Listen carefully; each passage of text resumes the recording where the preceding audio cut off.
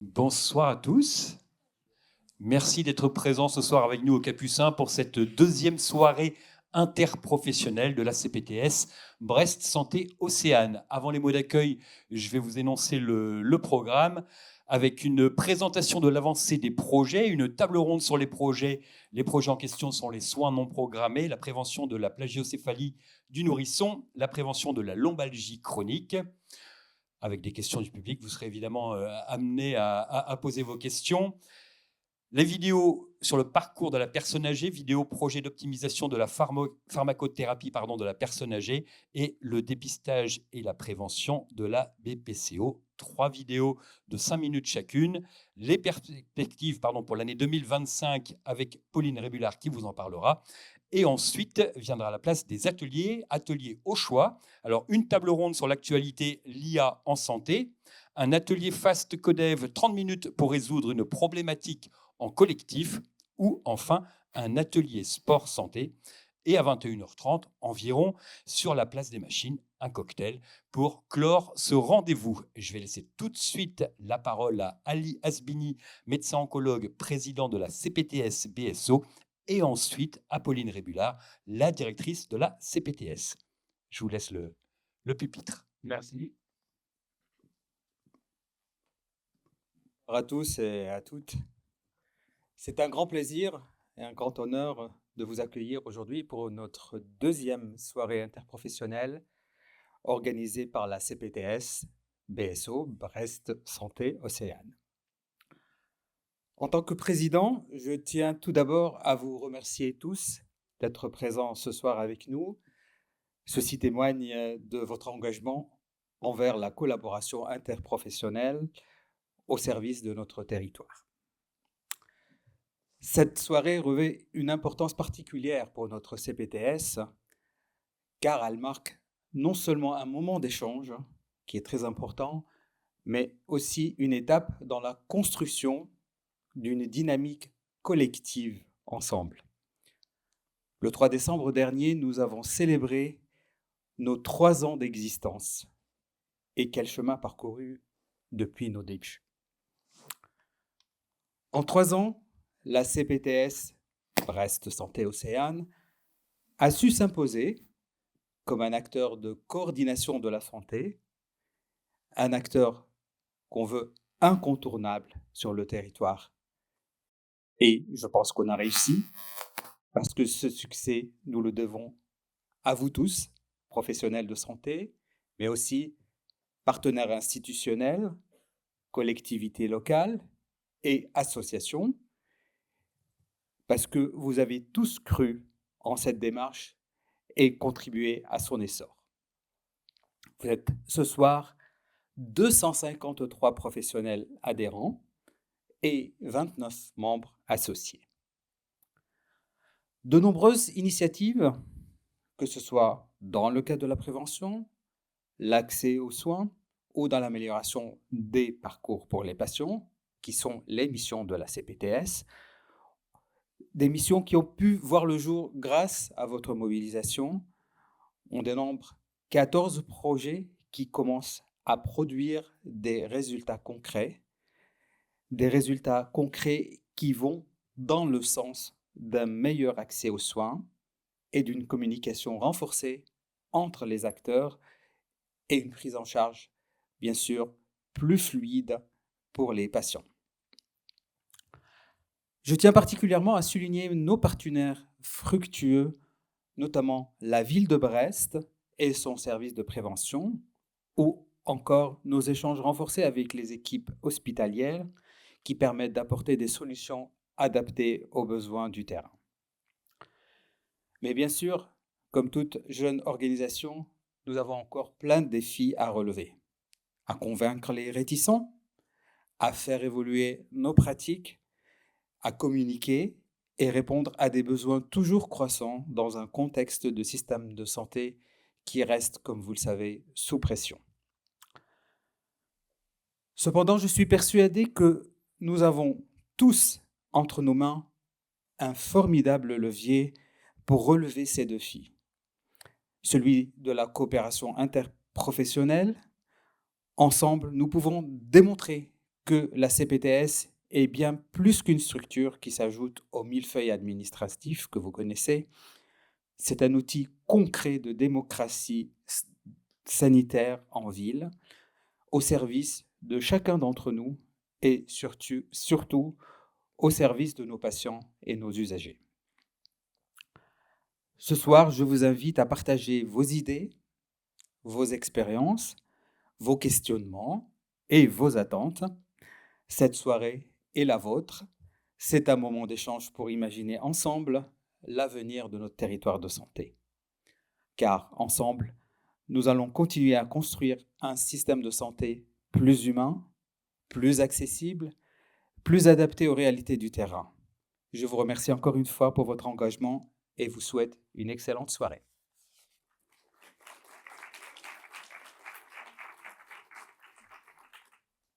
Je laisse la parole à notre directrice, Pauline Révulard, qui va nous faire un tour un peu plus détaillé de ce qu'a fait la CPTS pendant les 2 dernières années. Exactement. Merci Ali. Bonsoir à tous. Je voulais juste revenir rapidement sur déjà donc, notre territoire. Donc, la CPTS Brest Santé Océane couvre les communes de Brest, Guipava, le Relais-Quirillon, Plougastel-Daoulas et l'Opérette, donc, ce qui représente un peu plus de 180 000 habitants. Et donc, pour vous donner quelques chiffres, donc comme l'a évoqué le docteur Asbini, au 10 décembre 2024, on compte aujourd'hui 253 professionnels adhérents et 29 membres associés. Et donc parmi ces adhérents, nous avons majoritairement des médecins généralistes, des pharmaciens et des infirmiers. C'est vraiment les 3 professions qui sont les plus représentées. Mais nous avons également d'autres professionnels de la santé qui sont également des psychologues, des ostéopathes, des préparateurs en pharmacie, des infirmiers en pratique avancée. L'objectif, c'est vraiment de travailler avec l'ensemble des professionnels de la santé du territoire. Donc, on est très heureux de pouvoir les compter parmi nos adhérents.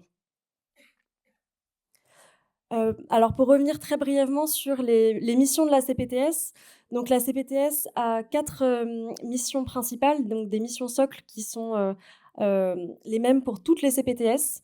La première, c'est l'accès aux soins. La seconde, tout ce qui va être action territoriale de prévention. La troisième mission socle, donc ça va être tout ce qui est parcours de soins, donc parcours pluriprofessionnel autour du patient. Et la dernière mission socle, la gestion des crises sanitaires. À cela s'ajoutent 2 missions optionnelles, mais que notre CPTS a souhaité développer, qui sont donc l'accompagnement des professionnels de santé et la qualité des pratiques. Alors pour ces différentes missions, alors je vais vraiment revenir très rapidement sur ces missions-là parce que justement on aura ensuite une table ronde et également des vidéos qui vous expliqueront un peu plus en détail où on en est dans les projets. Mais je voulais quand même vous retracer un petit peu les principales avancées là de 2024. Donc pour ce qui concerne la mission socle numéro 1, donc l'amélioration de l'accès aux soins et notamment l'accès à un médecin traitant, on a créé un formulaire à destination des médecins généralistes qui acceptent des nouveaux patients. Et on a créé également un formulaire pour les patients qui sont en recherche de médecins traitants. Et donc ce formulaire est accessible sur notre site internet et donc ça va permettre de faire le lien entre les patients donc, qui sont en recherche de médecins traitants et les médecins.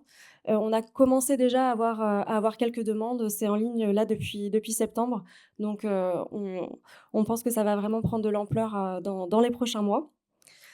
Pour le volet soins non programmés, donc améliorer la prise en charge des soins non programmés, on a créé cette année une affiche donc pour rendre plus lisible le circuit à suivre en cas de soins non programmés. Et donc, on vous expliquera un peu plus en détail tout à l'heure en quoi cette affiche consiste.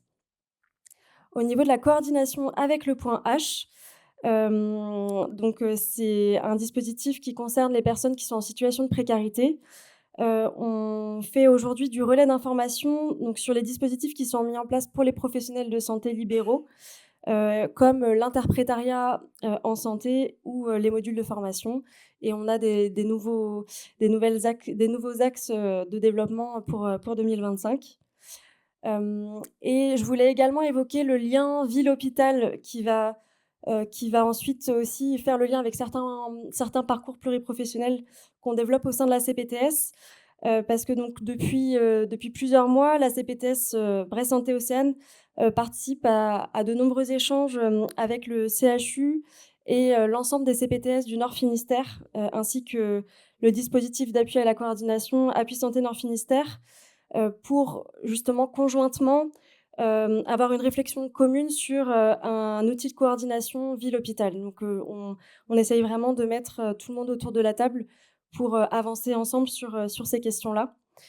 Et on va également participer à partir de fin 2024, début 2025, à un nouveau groupe de travail qui, cette fois-ci, concerne le CHU et tous les autres établissements de santé du territoire, donc le CHP, la chia, voilà, vraiment tous les établissements de notre territoire. Donc on a vraiment ce rôle-là de faire le lien avec l'hôpital. Ensuite, pour tout ce qui concerne donc les parcours pluriprofessionnels autour du patient, donc on a 4 parcours aujourd'hui. On a un parcours cancérologie. On travaille actuellement là aussi sur la coordination ville-hôpital et notamment sur une lettre de liaison en sortie d'hospitalisation et sur la gradation des soins, ainsi que sur les soins de support. Donc c'est un travail voilà, que l'on continue et qu'on va continuer encore en 2025. On a également un parcours santé mentale. Pour ce parcours, on a organisé déjà deux conférences sur les troubles de l'humeur. Donc là, en 2024, on a organisé une conférence sur les psychothérapies et la dépression. Et donc c'était une conférence à destination des professionnels de santé et des usagers. Et on a eu 140 participants. Et on a également participé à la Semaine de la santé mentale, donc en octobre 2024, en organisant un ciné-débat sur le film Les Docteurs de Nietzsche, ce qui nous a permis de développer différents aspects un petit peu philosophiques, mais autour de la médecine. Et on a eu 85 participants.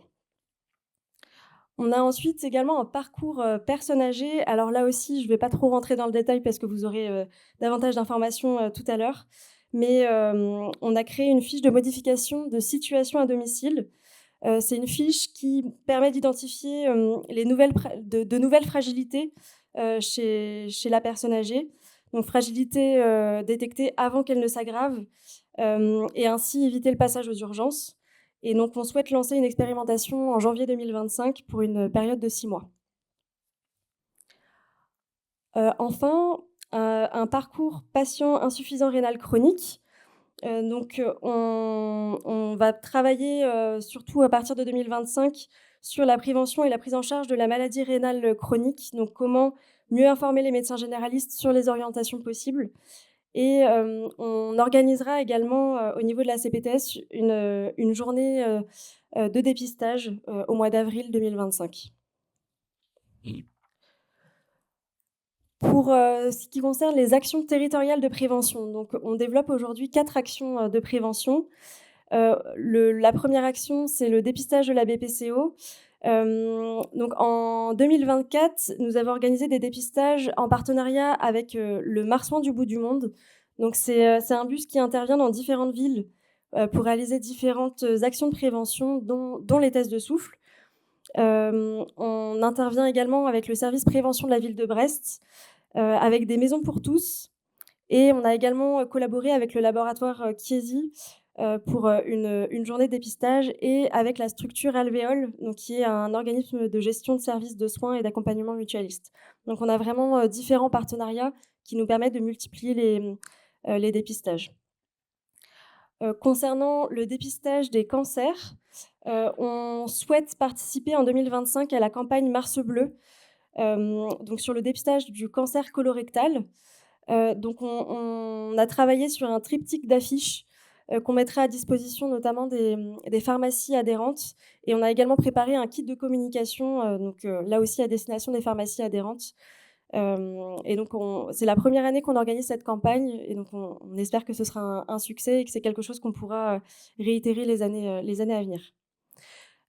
Pour la prévention des déformations crâniennes positionnelles du nourrisson, donc c'est une action qu'on a développée depuis 2023 qui consiste à proposer des ateliers d'1 heure aux jeunes parents ou futurs parents de nourrissons, donc pour les sensibiliser à la déformation crânienne positionnelle du nourrisson.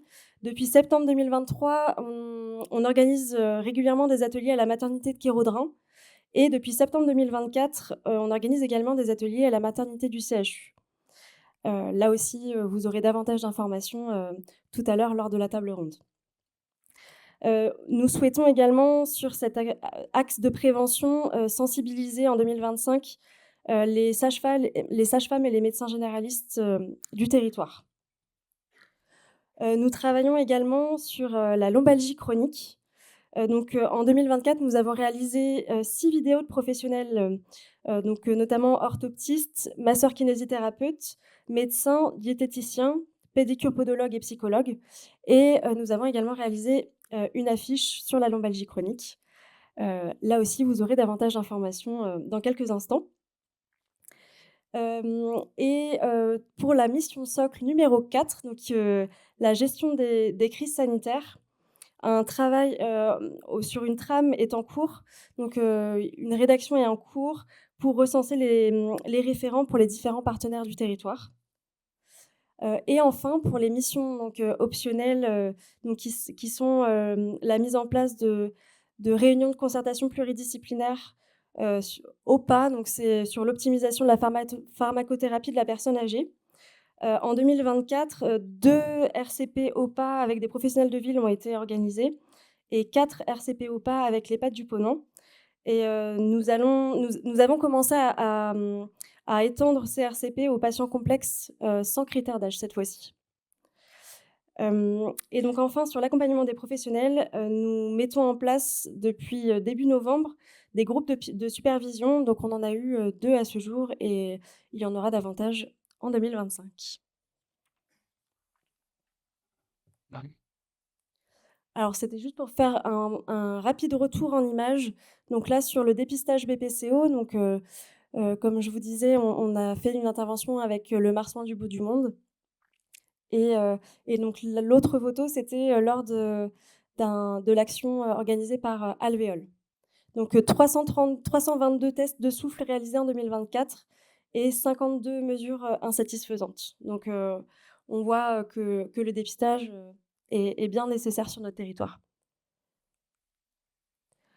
Pour l'atelier plagiocéphalie, donc là aussi deux petites images, des ateliers qu'on organise. 174 parents aujourd'hui ont été sensibilisés, en tout cas pour l'année 2024. Et donc ça, c'est un retour en images de nos soirées Parlons Santé, parce que donc la CPTS organise des soirées à destination des professionnels du territoire sur différentes thématiques. Donc on a 3 soirées Parlons Santé par an. Donc vous êtes les bienvenus, évidemment. Et donc voilà, là c'était un retour en images aussi de ces soirées-là.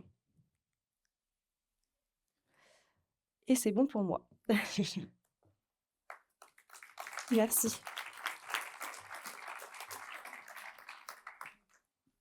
Je vais appeler les participants à la première table ronde à venir me rejoindre. Anne-Flore Théodet, Vincent Abiliou, Laurence Delez, Clotilde Malégol, Marie-Annick Le Garel et Delphine Roudotte. Je vous souhaite une place ici.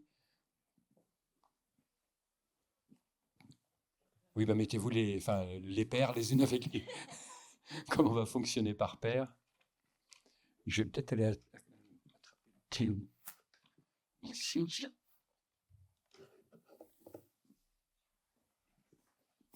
Faire apparaître par magie d'affiche. Hop. On commence avec vous. On commence avec les soins non programmés. Donc, je vais peut-être vous rappeler les soins non programmés, la prévention de la plagiocéphalie du nourrisson et la prévention de la lombalgie chronique. Une petite introduction sur le territoire de la CPTS, 32,3% des passages aux urgences ne débouchent pas sur une hospitalisation contre une moyenne nationale de 22,2%. Anne-Fleur Théodet, bonjour. Bonjour. Vous êtes chirurgien dentiste. Vous me disiez quand on a préparé cette table ronde que l'offre de soins en elle-même, l'offre de soins non programmés en elle-même n'est pas forcément défaillante sur le territoire.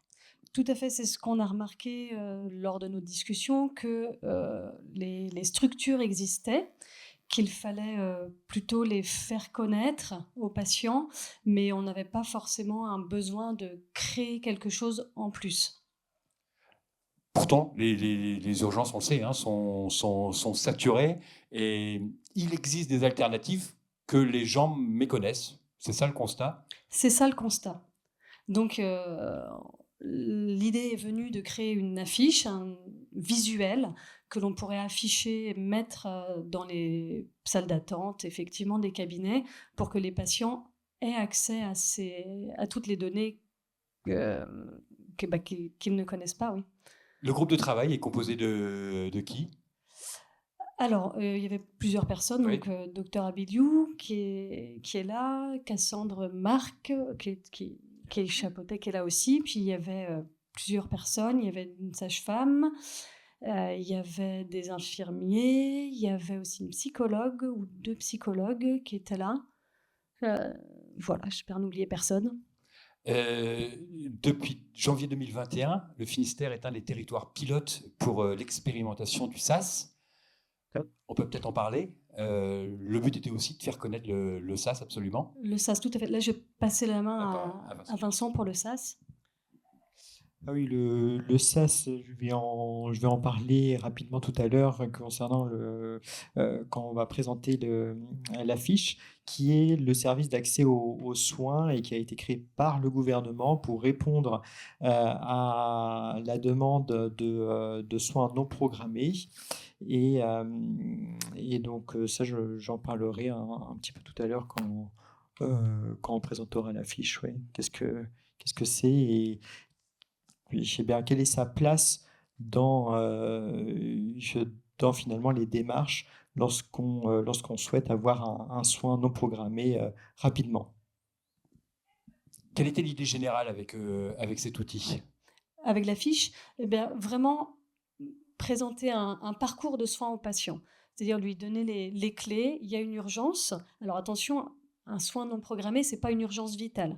Quand on prend la définition de l'ARS Bretagne, c'est un soin non programmé répondre aux besoins de patients souffrant d'un problème de santé dont la prise en charge ne peut être ni anticipée ni retardée, mais qui ne relève pas du service hospitalier des urgences. Donc l'idée, c'est justement de sortir ces patients-là de cette envie d'aller aux urgences et de leur dire, OK, on a des solutions sur le territoire, quelles sont-ils, dans quel ordre faire les choses pour que leurs problèmes soient pris en charge de façon la plus efficace possible. Il y avait une volonté de quoi? De clarté, d'être pédagogue, d'être définitif sur le sujet? Non, clarté et pédagogie, définitif, jamais. D'ailleurs, l'affiche est évolutive grâce à son QR code. Les patients peuvent scanner et avoir accès à la page Internet qui a été créée grâce à cette affiche-là aussi et qui recense les différents systèmes de soins non programmés. Est-ce qu'on apprend des choses sur cette affiche ou est-ce que c'est du bon sens? Je dirais les deux. Il y a du bon sens, bien évidemment, le médecin traitant en premier lieu, mais aussi, c'est vrai que beaucoup de patients ignorent certaines choses, donc tout est regroupé là de façon la plus claire possible. Vincent, vous me disiez que les structures de soins non programmés fleurissaient ça et là depuis quelques années et que ça ne rendait pas justement la clarté du process évidente pour tout le monde. Oui, alors c'est pour ça qu'on a réalisé la fiche pour vraiment clarifier la procédure à suivre pour les patients qui sont demandeurs d'un soin non programmé avec un rendez-vous rapide. Donc dans des délais qui sont les plus adaptés. Les professionnels de santé réagissent comment à ce projet d'affiche? Eux sont dans quel état par rapport à ça, à cette situation-là où il existe des alternatives dont les gens ne s'emparent pas?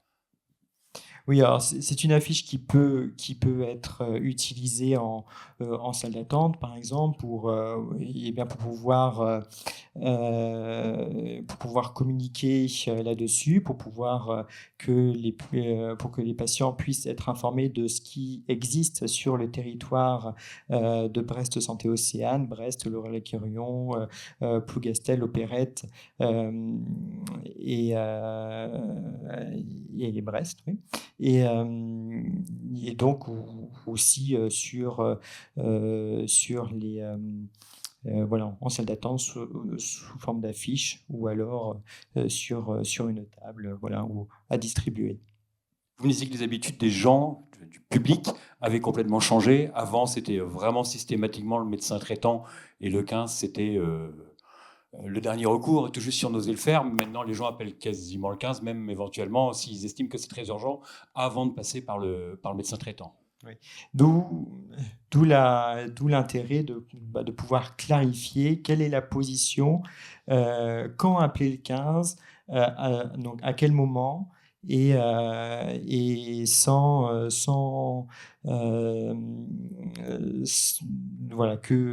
le parcours soit bien respecté pour que la solution la plus adaptée soit réalisée le plus rapidement possible, quoi. Pour vous-même, le groupe de travail, ça a été simple qu'est-ce qu'on met dedans, comment on fait simple et aller à l'essentiel. On le dit, hein, les gens sont un peu perdus. Est-ce que vous-même vous êtes dit, est-ce qu'on la tourne comme ça, est-ce qu'on met comme ça, est-ce que ça a provoqué des discussions, des conversations, des échanges justement sur comment elle a fait cette affiche pour qu'elle soit le plus lisible, le plus... Alors oui, évidemment, ça nous a interpellés. Il fallait qu'on soit clair, parce qu'une affiche chargée où on met tout n'est lisible pour personne. C'est pour ça qu'a germé cette idée de QR code dont on a parlé tout à l'heure, qui permet vraiment d'alléger la fiche au maximum, mais de pouvoir permettre aux patients d'aller chercher l'information, parce qu'aujourd'hui, la plupart des patients ont un portable, et donc ont cette facilité à aller chercher plus loin s'ils le souhaitent. Donc oui, il y a eu des discussions, mais bon, je crois qu'on a abouti à quelque chose de clair. La suite, c'est quoi? C'est qu'elle soit adoptée par tous et que, j'allais dire, les gens éprouvent l'efficacité de ce qui est indiqué sur la fiche? Oui, l'idéal serait que les patients s'en emparent aussi et gardent ce schéma en tête. Et ça faciliterait le passage aux urgences, justement. Enfin, on ne prétend pas alléger complètement le passage aux urgences, bien évidemment, avec une affiche. Mais déjà, dans certains cas, mettre dans la tête des gens qu'avant le 15, j'ai d'autres solutions et que sur notre terrain de notre CPTS, Brest Santé Océane, on a des solutions qui s'offrent à nous, autres que le 15.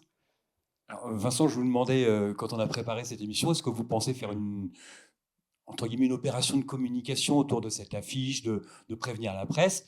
Et vous m'avez dit, attention, il faut d'abord éprouver son efficacité auprès des professionnels pour ne pas créer, entre guillemets, l'effet inverse des gens qui se ruent sur là-dessus aussi, enfin, pas créer un malaise. Je crois que c'était déjà arrivé, vous m'aviez dit, il y a 2 ans. Oui, quand il y a eu une communication sur le service d'accès aux soins, via le 15, il y a eu un appel, des appels assez importants, un nombre d'appels assez important au 15, ce qui a provoqué une saturation pour des professionnels qui n'étaient pas préparés à un nombre d'appels aussi important. Donc ça, c'était il y a 2 ans quand il y a eu une communication, c'était en plein été,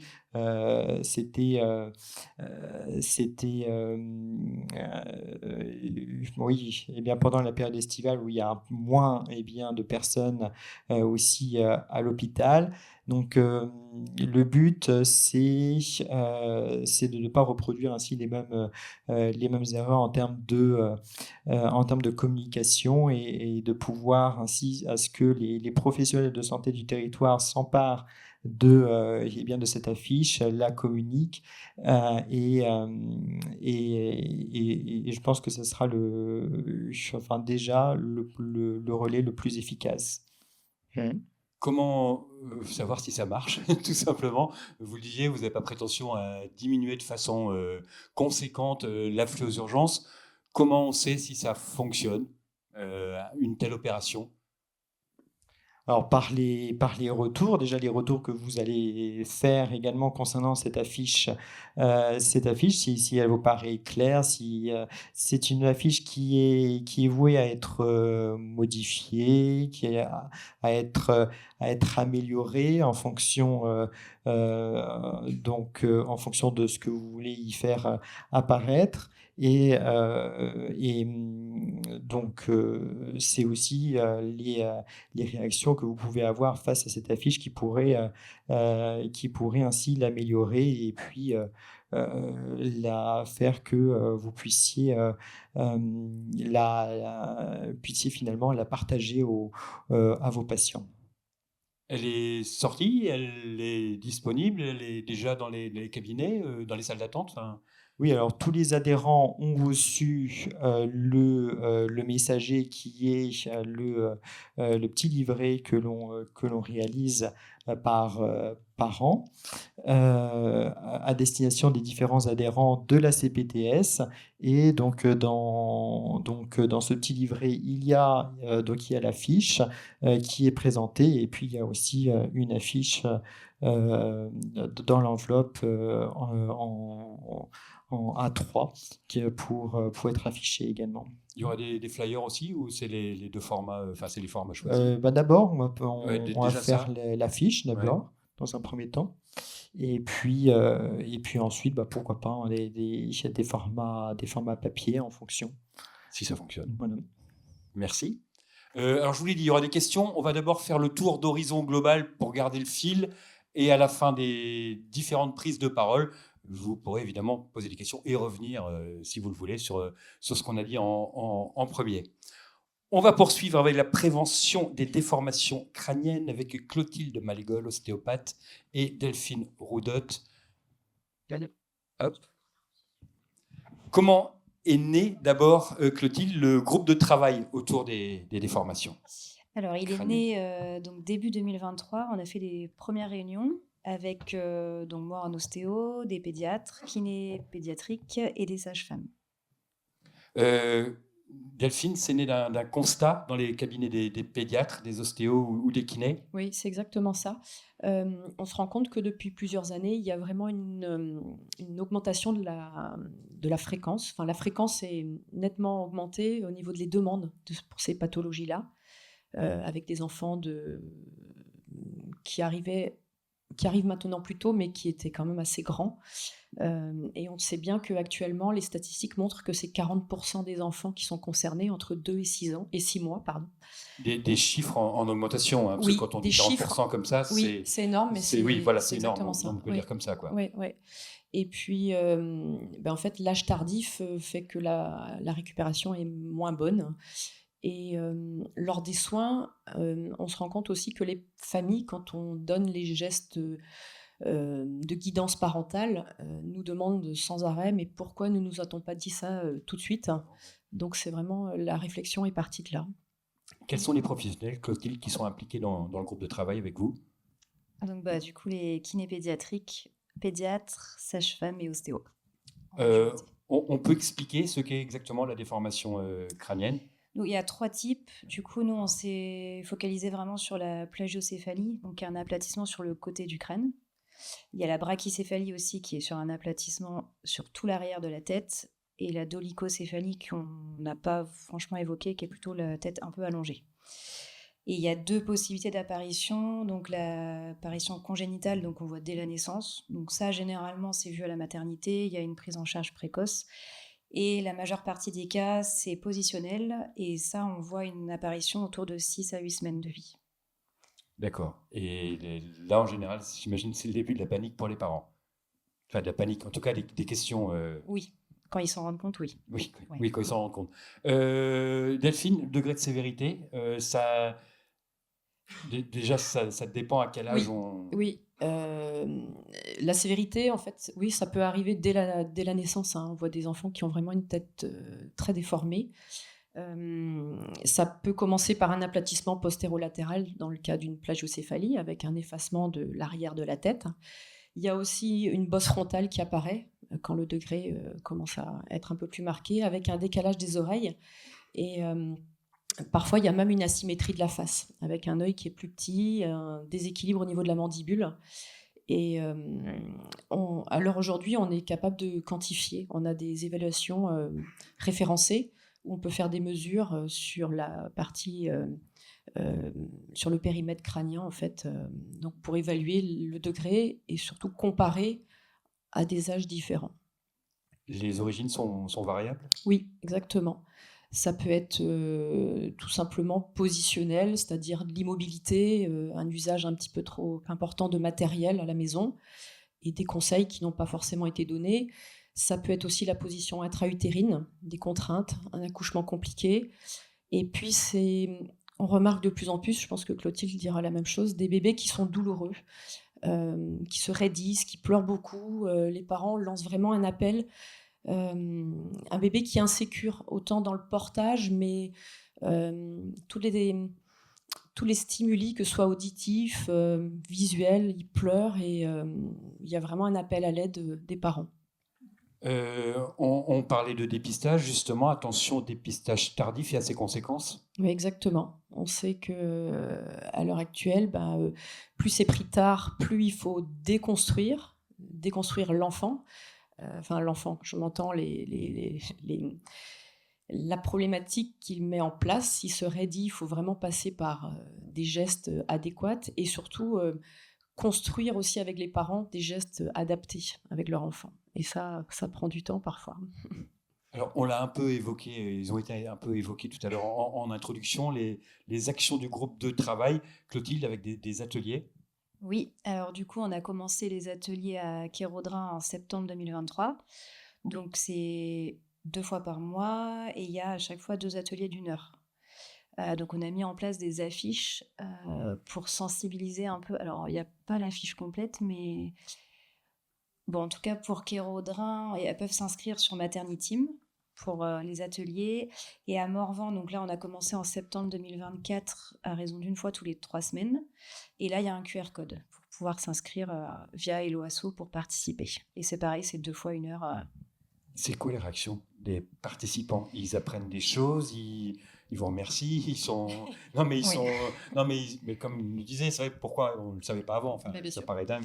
Oui, généralement, on a des retours plutôt très positifs. Et même sur des mamans qui ont déjà eu d'autres bébés, elles se rendent compte qu'en fait, même les conseils changent au fur et à mesure des années. Donc, ça les remet un peu à la page et ça fait toujours du bien, un petit rappel. Les objectifs, Delphine, c'est apprendre à En fait, observer un c'est peu. aider les parents à observer leur bébé. C'est déjà ça, pour qu'ils repèrent les signes de blocage. Je pense que les parents, ils savent très bien, ils savent dire, donc il faut vraiment les écouter. C'est aussi leur apprendre les gestes du quotidien avec leur bébé, c'est-à-dire regrouper son bébé, faire en sorte qu'il soit plus confortable, qu'il soit disponible pour observer, pour regarder autour de lui, pour échanger, créer du lien avec les parents. C'est aussi apprendre à poser son bébé, à le reprendre dans les bras, à le retourner, à le mettre sur le ventre. On reparle beaucoup des recommandations de la HAS aussi, puisqu'il y a eu un groupe de travail en février 2020, donc avec un couchage, on reparle du couchage sur le dos. Et puis on évoque aussi le matériel. Il y a vraiment un usage très important pour certaines familles de matériel, et donc il faut apprendre à limiter ou à créer d'autres interactions avec l'enfant. Et on remet un flyer aux parents, donc c'est le support qui nous permet de guider l'atelier. et qui restent. Donc les retours sont très positifs. Et la deuxième partie de l'atelier, c'est surtout on est sur de la pratique. On a des poupons lestés que la CPTS nous fournit et on en a 3 et les familles, toutes les mamans pratiquent et les papas aussi d'ailleurs quand ils sont présents. Alors Clotilde, on l'a dit, atelier vers les parents, mais il y a aussi échange avec les professionnels, parce que eux aussi sont demandeurs et eux aussi peuvent en avoir besoin. Oui, donc là, dans un deuxième temps, on a mis en place un groupe de travail plutôt axé sur les professionnels, notamment les médecins généralistes et les sages-femmes. Donc l'idée, c'est de mettre en place on a fait un petit bloc-notes avec un questionnaire qui vont remplir à 15 jours, 1 mois et 2 mois aux visites obligatoires. Il y a pas de... Enfin, votre position ne dérange jamais. Enfin, on vous dit, on connaît notre métier, enfin, vous n'allez pas nous apprendre depuis le temps. Vous êtes accueillis avec bienveillance. Bon, votre mot répond à ma question. Non, mais pour l'instant. Normalement, oui. On n'a pas encore lancé D'accord, ok. On n'a pas encore commencé les groupes d'information aux professionnels. Mais en tout cas, les pédiatres avec qui on travaille sont très ouvertes et plutôt enthousiastes. Oui, je dirais que les sages-femmes sont très demandeuses. Donc en fait, c'est aussi partie de ce constat-là. Il y a quelques sages-femmes dans le groupe de travail et il y a une demande aussi de leur part. Et comme il y a peu de pédiatres maintenant dans le territoire, je pense c'est les médecins généralistes c'est vers eux qu'il faut aller en fait, tout simplement. Alors, Delphine, présentation d'une vidéo également ? Oui, alors on s'est dit que c'était peut-être un bon support pour engager des discussions et des échanges. Donc on a filmé des enfants, donc des cas cliniques, à des âges différents. Donc il y en a 3 ou 4 avant 6 semaines et vers 3 mois, avec donc des signes et des petits drapeaux rouges. Et l'idée, c'est d'engager la discussion avec les sages-femmes et les médecins généralistes pour qu'ils repèrent et pour qu'on arrive à un dépistage précoce qui amène à un traitement précoce et une guérison précoce. Voilà, on sait que beaucoup de choses se jouent avant 6 semaines. Et donc, on lance un appel. S'il y a des médecins généralistes, c'est le projet que l'on a. Tout est bouclé, donc je veux juste trouver le public adéquat. Un questionnaire de dépistage ? Ouais, c'est Clotilde qui a... Donc, c'est un bloc-notes. Oui, c'est un bloc-notes. Du coup, il y a en gros les facteurs de risque. Donc, il faut savoir que ça touche plus les garçons déjà, les bébés qui se présentent en siège, si on a une dystocie des épaules, fracture de clavicule, la prématurité, premier bébé, oligoamniose, macrosomie. Donc ça fait partie des facteurs de risque. Donc le médecin va pouvoir cocher en fait s'il y a des facteurs de risque ou pas. Et après, il y a 3 questions sur le côté préférentiel de tête du bébé, l'hypertonie, si sur le ventre il relève bien la tête, oui ou non. Et ça, il va pouvoir le remplir à 15 jours, 1 mois et 2 mois. Comme ça, on voit l'évolution et ça permet de réorienter justement vers les professionnels qui vont pouvoir agir. La situation et les chiffres dont vous parlez de 40%, le territoire de la CPTS, c'est pas accru chez nous ici en Bretagne, en Finistère. C'est un constat global de toute la France de cette pathologie. Oui. D'accord. La suite, c'est faire ses preuves avec les ateliers, avec les échanges avec les professionnels, c'est que ce soit effectif et que vous ayez le meilleur écho et possible. Continuer la prévention la plus précoce possible et améliorer la prise en charge pour les bébés. Eh bien, merci. Merci à toutes les deux. On poursuit avec la prévention de la lombalgie chronique avec Marie-Annick Le Garel, pédicure podologue, et Laurence Delez, médecin généraliste. Petite introduction aussi que j'ai trouvée sur le site de la CPTS. J'ai été me renseigner là où étaient les bonnes informations. La lombalgie représente 20% des accidents de travail et 15% des accidents de trajet sur une année en France. Cela correspond à 12 millions de jours d'arrêt de travail pour une moyenne par personne de 2 mois d'arrêt pour un accident de travail. 80% de la population en France souffrira au cours de sa vie de maux de dos. Voilà, des chiffres qui font un petit peu peur comme ça. Marie-Annick Le Garel, c'est un sujet qui revient régulièrement. Ici à Brest, la population plutôt urbaine et rurale, 50,8 ans de moyenne d'âge, ce que vous me disiez, ce qui est plutôt jeune. Dans ma consultation, effectivement, c'est un motif de consultation qui revient assez souvent, qui peut être seul ou bien associé à d'autres motifs de consultation. on est sur un territoire où on a un climat donc tempéré, donc j'imagine que vous comprenez.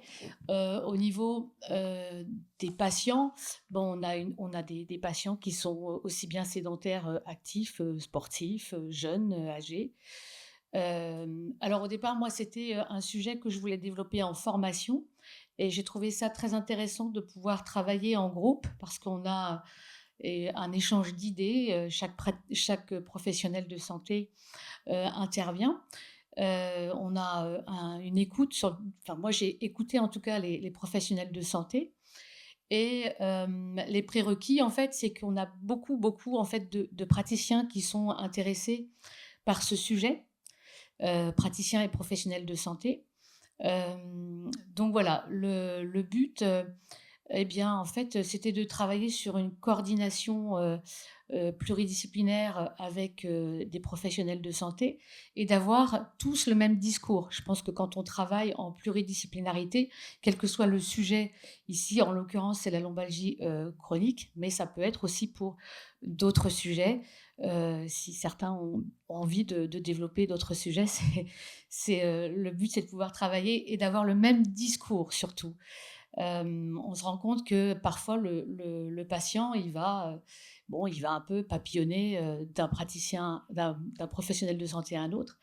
Et donc ça permet, avec cette affiche, de pouvoir l'aider à avoir un parcours. Donc tous les professionnels qui sont sur l'affiche ont participé donc à nos réunions. Donc ils sont tous là, hein. Il y a rhumatologues, médecins du sport, on a des nutritionnistes, on a des psychologues.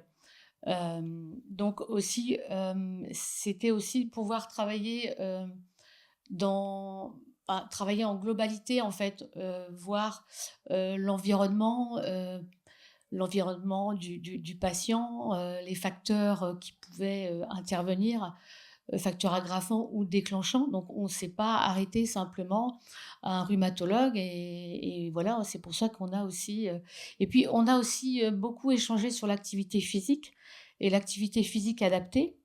Donc moi je connaissais pas les APA, donc c'était très intéressant. Du coup, eh bien, comment est-ce qu'on a pu, qu'est-ce qu'on a pu faire? Eh bien, on a fait cette affiche déjà, et puis on a mis sur le site de la CPTS, on a une liste de clubs de sport. Donc, il suffit d'aller sur le site de la CPTS et d'aller sur l'onglet outils. Et là, vous verrez en fait les différents clubs de sport. Il faut savoir que faire une activité sportive, ça peut parfois être un peu onéreux pour certains patients. Donc, il y a les maisons de quartier qui sont très intéressantes. Ça permet de travailler en binôme et d'avoir une motivation pour faire de l'activité physique. Et puis, d'avoir un lien social aussi, bien sûr. C'est important parce que le côté psychologique, parfois, on a tendance à dire qu'on en a un peu plein le dos. Donc voilà pourquoi aussi c'est intéressant d'intégrer certains professionnels. Voilà, qu'est-ce que je peux vous dire d'autre? Que peut-être on aura peut-être aussi comment dire, de l'éducation thérapeutique. On en a parlé récemment. Alors c'est vrai que ça demande beaucoup de travail. Donc voilà, on verra sur quoi ça nous mène, mais ça peut être éventuellement le prolongement de la rééducation quand on va en cure ou en rééducation. Pourquoi pas faire après, au cours de l'année, de l'éducation thérapeutique. On en fait tous, ça prend beaucoup de temps aussi en cabinet. Vous me disiez, ça demande plus d'efforts aux patients aussi. Oui, et ça demande de l'effort de la part du patient. C'est vrai que à partir du moment où le patient va s'impliquer dans sa pathologie, je pense qu'il pourra plus facilement s'en sortir. Et puis faire du sport. Alors moi, je reviens sur la prescription, l'ordonnance du sport.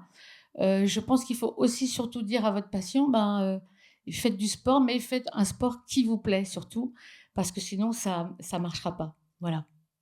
Vous me disiez, les jeunes se soignent plus et les âgés et les plus âgés moins. J'ai remarqué ça depuis le confinement. Ouais, moi, c'est personnel. J'ai l'impression qu'effectivement, les personnes âgées se sont peut-être un peu plus isolées dans certains cas. Donc, c'est pour ça que le lien social, c'est important.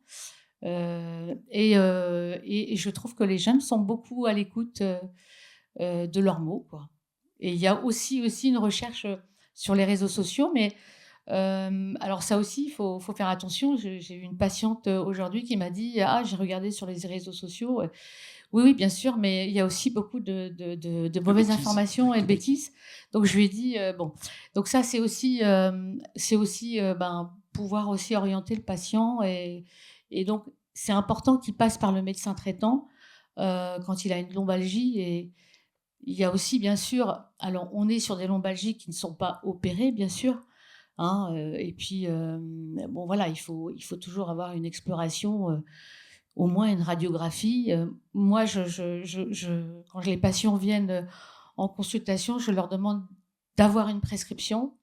D'abord parce qu'il y a une prise en charge. Et puis, deuxièmement, eh bien, on ne sait pas ce qu'il y a derrière une lombalgie. Donc, il faut quand même faire attention. Voilà.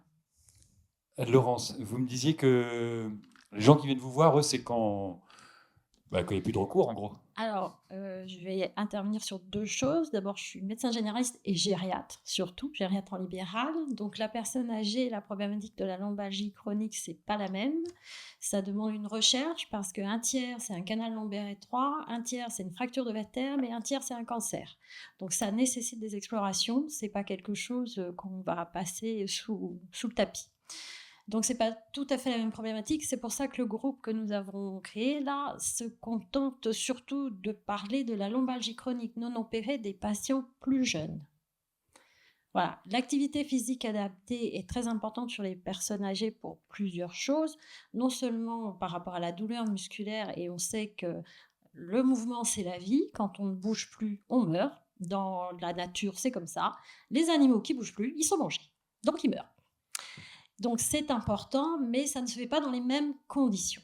Donc, c'est pour ça que le groupe, là, a vraiment travaillé sur l'activité physique adaptée pour des personnes plus jeunes. L'activité physique adaptée se fait également chez les personnes âgées. Je rappelle qu'il y a beaucoup d'initiatives sur des groupes de gymnastique adaptés et notamment des parcours qui sont faits au sein de différents États, des EHPAD, et les EHPAD les programmes changent d'EHPAD de quartier pour que tous les quartiers y aient accès. Donc, c'est la prévention de l'équilibre, mais ce n'est pas tout à fait la même chose que l'activité physique adaptée que l'on propose à un patient plus jeune. La prescription du sport. Très importante. Grosse difficulté. Malheureusement, toutes les mutuelles ne le prennent pas en charge. Ça a un coût réel. Nous sommes dans la ville la plus pauvre de la région de Bretagne. 20% de la population vit avec 904 € par mois. Donc, je vous laisse imaginer si on doit payer 50 € l'heure de sport. On fait comment dans ces cas-là ? Alors, justement, c'est tout le problème. C'est tout le problème. Je sais qu'il y a un gros travail, justement, auprès de la loi de sécurité sociale pour qu'il y ait une prise en charge plus importante. Malheureusement, comme tout à chacun le sait, il faudrait tout de suite qu'on ait un ministre. Voilà. Et que les budgets soient votés. Donc, ça sera certainement de plus en plus pris en charge parce que, sans compter que ça permet aux gens d'avoir moins de douleurs, c'est aussi moins de dépenses de santé, moins de médicaments, beaucoup plus d'interactions avec les autres. Et je rappelle que l'action avec les autres, ça permet d'avoir une cognition, de ne pas tomber, de mieux manger. Si on mange mieux, on ne tombe pas. Si on mange mieux, on n'a pas de problème musculaire. Donc, et on va vers les autres. Donc, effectivement, c'est quelque chose de très important. Malheureusement, ce n'est pas médicamenteux. Et dans notre pays, on a un petit peu de mal avec les techniques non médicamenteuses.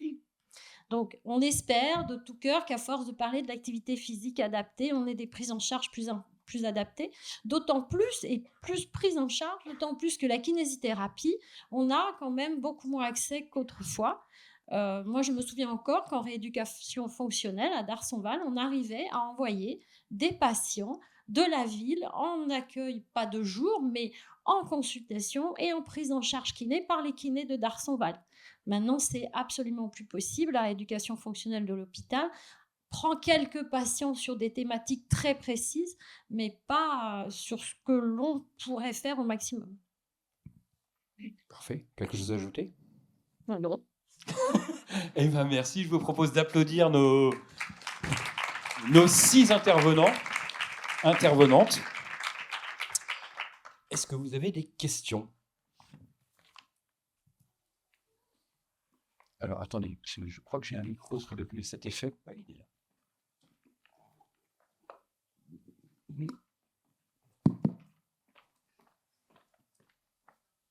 Hop. Alors, je vais rebondir sur ce que vous dites. En fait, premier point, le problème que nous avons au recrutement avec les maladies chroniques en lombalgie, c'est le fait que les médecins traitants ne nous envoient pas ces gens-là dans le cadre du sport sur ordonnance. Ça, c'est le premier point. Moi, j'encadre 70 personnes par semaine. Aucun médecin traitant ne m'a envoyé de personnes. C'est pas pris en charge par la caisse, monsieur. Alors ça, c'est le premier point. Deuxième point, à l'heure actuelle, il y a sur Brest quelques associations qui sont en compétences techniques pour prendre en charge, en APA, ces personnes en lombalgie chronique, avec des formations adaptées, sous réserve qu'ils soient connus des médecins traitants. Et c'est ça le problème. Parce qu'un médecin ne va pas diriger son patient vers quelqu'un qu'il ne connaît pas. Alors, les associations sont connues, les patients y vont, elles ont un devis, elles présentent le devis à la mutuelle, parce que la caisse ne prend pas en charge, et la part qui reste à charge du patient est très importante. Moi, le quartier dans lequel je suis, c'est le quartier le plus pauvre de Brest, il est évident que les gens ne peuvent pas se permettre. Oui, alors en fait, nous avons, c'est vrai, un public d'un niveau qui est quand même un peu moyen et supérieur, ce qui leur permet de payer une cotisation. À l'heure actuelle, nous avons une cotisation au niveau national qui est de 150 € pour un cours par semaine pendant une année. C'est le tarif des maisons sport santé. Alors moi, j'ai 90% de mes patients qui ne me règlent pas directement leur consultation. Non, attendez, madame, je vais vous dire. Donc, là, c'est pas une consultation. Donc, c'est pour l'APA pendant toute l'année dans le cadre du programme de l'Agence régionale de santé de Bretagne. Or, ça, c'est un associatif. Alors que dans les structures privées, les tarifs sont beaucoup plus élevés. Maintenant, pour répondre aux mutuelles, faut-il encore que la personne ait souscrit une complémentaire santé? Et c'est là où on retrouve le problème du financement, c'est-à-dire qu'énormément de personnes n'ont pas les moyens de se payer une complémentaire santé. Car la complémentaire santé est inversement proportionnelle à l'âge. Plus vous avancez en âge et plus la cotisation est importante. Et une bonne partie de la population ne peut pas payer cette cotisation. Or, dans les mutuelles, si vous n'avez pas la complémentaire santé, vous ne pouvez pas être remboursé. Ça, c'est un des problèmes. C'est ce que je viens de dire, c'est une histoire de moyens. Voilà. Mais nous sommes en capacité, moi j'ai plusieurs personnes en maladie chronique et ça ne pose pas de problème particulier dans le cadre du travail que nous faisons, avec des progrès intéressants. Voilà, tout simplement les questions que je voulais poser. Vous avez raison, monsieur Consorti. Par contre, en tant que praticien qui fait participer ses patients à l'activité physique adaptée, notre expérience nous a montré un élément très très important qui était un peu le maillon manquant dans la chaîne, c'est celui d'informer les patients, de les envoyer à ce qu'on appelle une sorte de guichet unique qui est la maison sport santé, et de faire avec eux le bilan de ce qu'ils font déjà dans leur vie quotidienne. Et à partir de ce bilan, connaître leur contexte social, économique, etc. Et à partir de là, les orienter soit vers une association, soit vers un cabinet d'activité physique en ville, soit dans une salle de sport toute classique, en fonction de leur capacité, de leur motivation, des objectifs à atteindre. Donc voilà, on se rend compte de plus en plus que, il y a des maillons qui interchangent et que finalement on peut y arriver progressivement. Merci. D'autres questions? Vous levez la main, tout simplement.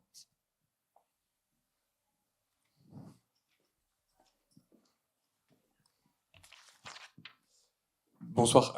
C'est pas une question, c'est juste une remarque. On parlait de la maison sport santé de l'UFOLAB tout à l'heure, et donc qui est dirigée par Olivier Rabin. A priori, il y aurait un programme de remboursement par la sécurité sociale de l'activité physique adaptée, mais pour les personnes qui sont reconnues en ALD et en précarité. Donc j'ai pas encore les détails, je ne sais pas quelles sont les modalités, mais a priori, de ce que me disait Olivier Rabin, il y a une possibilité. Donc pour les quartiers prioritaires, ça peut être une éventuelle évolution dans les semaines ou mois à venir. Ça reste encore un peu difficile à mettre en place. Mais oui, ça commence à... C'est ce que je disais. Je pense que voilà, on prend conscience que l'activité physique adaptée est de plus en plus importante et que tout le monde doit pouvoir y avoir accès. Donc, c'est ce que je disais. Plus en plus, on va pouvoir mettre des choses en place. Bon, ça commence, on en parle beaucoup plus. Il y a 4-5 ans, on ne faisait même pas d'ordonnance, ça n'existait pas. Donc, il faut le temps que ça se mette en place, qu'on ait des crédits. C'est toujours pareil. Oui. Voilà, exact. L'ordonnance ne se faisait pas il y a 4-5 ans, ça n'existait pas. Voilà, donc on en parle aussi dans d'autres régions. Il y a des régions pilotes qui sont beaucoup plus avancées que nous dans la prise en charge. Il y a des fonds dédiés de la caisse de sécurité sociale pour l'activité physique adaptée. Je pense qu'on va y venir. On va y venir, oui, tout à fait. Ouais. Donc, au fur et à mesure, il y aura des initiatives, il y aura de plus en plus de possibilités. Et c'est vrai qu'au moins, on aura la possibilité pour nos patients un peu en difficulté d'avoir cette porte-là. Effectivement, au niveau de l'activité physique, par exemple, pour les diabétiques, il semblerait qu'il y ait 25 à 30% des dépenses qui aient diminué suite à l'activité physique. Ce qui est énorme, de diminuer les dépenses... On diminue le diabète avec 25 à 30% d'activité physique, ma chère. Ah, c'est ça. Bah, oui, c'est par ce biais-là qu'on diminue les dépenses. Donc, voilà. D'autres questions ou remarques?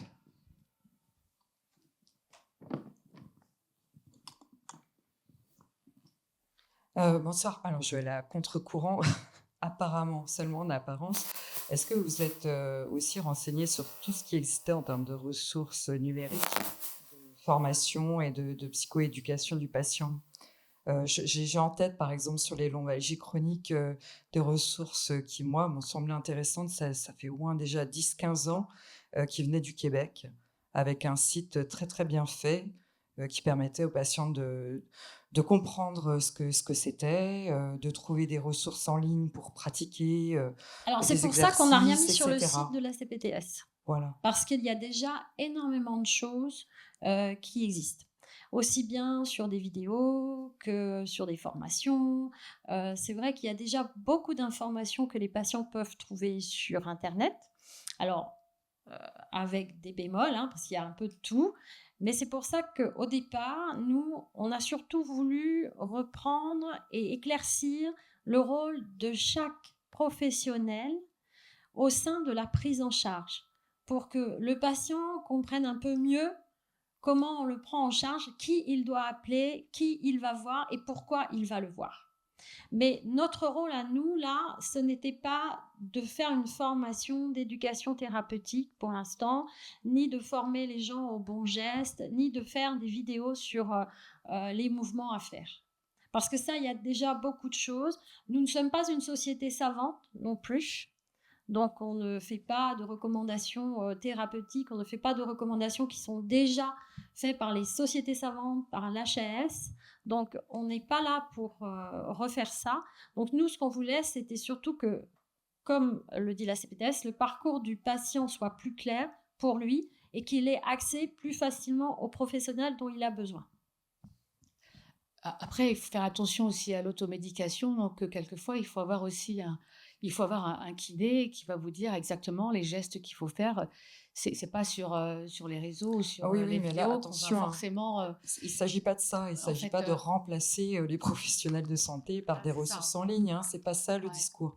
Là, je parle par exemple, là, ce que j'ai pu apercevoir du Québec, en tout cas, c'était évidemment affilié au ministère de la Santé.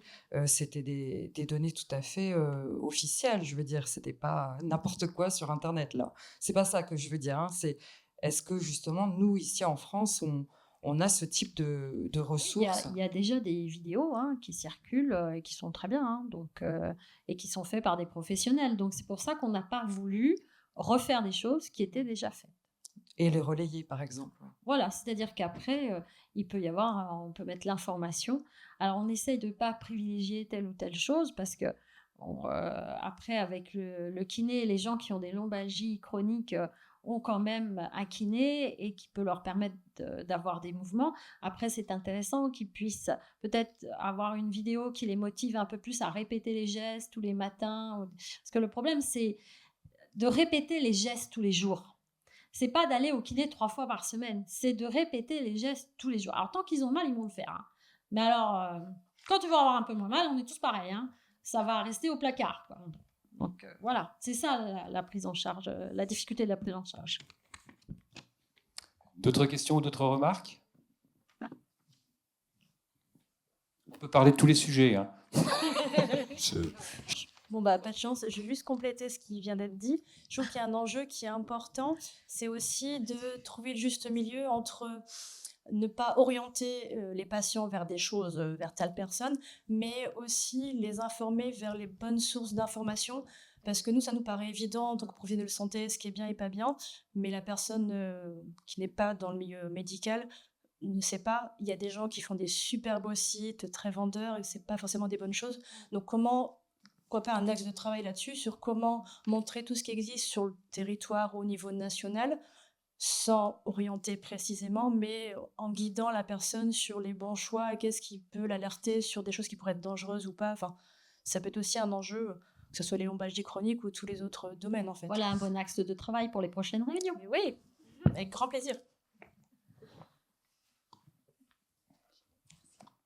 Alors, bonsoir. Voilà. Bonsoir, donc je suis kinésithérapeute et donc juste pour rappeler, je pense que tout le monde est au courant, mais en outil à conseiller quand on n'a pas forcément de vidéo sous la main, ciblée pour notre patient, il y a toujours l'application Actido de l'assurance maladie qui est assez généraliste et les patients l'utilisent en général. Et après, oui, effectivement, le kiné, là, normalement, pour autonomiser le patient, au bout d'un moment, pourquoi pas regarder avec lui une vidéo et lui dire, ça, vous pouvez le faire pour le faire tout seul. Donc voilà pour ça, et donc transition sur un autre sujet, concernant la prévention là, des déformations crâniennes. Est-ce que, quand vous avez créé l'atelier, comment est-ce que vous l'avez créé, sur quelles recommandations, avec quels professionnels est-ce que vous l'avez monté, et qui a été à l'origine vraiment du contenu de l'atelier? Pour information, juste. C'est commun, je pense. C'est une discussion. Dans le groupe de travail, il y a des pédiatres. On est beaucoup de kinés pédiatriques, ostéo, sage-femme aussi. Donc, en fait, je crois que... me concernant, et je parle peut-être au nom de mes collègues, c'est vraiment le constat fait dans nos cabinets. Et après, on s'est basé sur nos formations et sur vraiment l'actualité et ce qui est recommandé. Donc, de la HS, oui, bien sûr. Ouais. Alors, justement, comme dans le groupe de travail, il y a beaucoup de professionnels différents. Est-ce que c'était facile de trouver un consensus particulier, ou parce que, par exemple, j'imagine ostéo, kiné, est-ce que tout le monde avait les mêmes choses à dire, ou est-ce que... On s'est mis d'accord sur le discours, j'ai envie de dire, et je crois que ce qui relève, mais je pense que c'est valable pour toi, c'est vraiment de la pratique. Il y a vraiment un temps d'échange avec les parents. Par exemple, là, dans les ateliers qui sont proposés à Kérodrin, donc ça va faire déjà plus d'1 an, c'est beaucoup de futures mamans. Dans les 2 derniers mois à peu près, moi, ça fait 1 an que j'y vais. J'ai dû voir 2 mamans avec un bébé, donc c'est quand même avant le terme. Et à l'hôpital, pour l'instant, c'est plutôt l'inverse. Et les retours qui sont ramenés auprès des médecins, des pédiatres par exemple, ceux qui sont dans le groupe de travail nous disent que les parents sont très satisfaits de ce qui a été mis en place. Donc, on voulait vraiment qu'il y ait d'abord de la pratique Et ces poupons lestés nous aident vraiment beaucoup. Et le flyer aussi, je trouve que c'est vraiment le support. Ils nous demandent aussi à être filmés, mais ça, on n'a pas, pour l'instant, on n'a pas accepté. Enfin, c'est pareil, avec les dérives, les réseaux sociaux, on préfère garder le contenu. Merci. Voilà. Mais je rajouterais que les médecins généralistes voient beaucoup de bébés, les sages-femmes, mais dans l'idée, c'est peut-être d'aller vers le personnel dans les crèches, vers les relais d'assistantes maternelles. Enfin, plus tout le monde sera informé, plus vite on sera dans du dépistage, en fait. D'autres questions, remarques?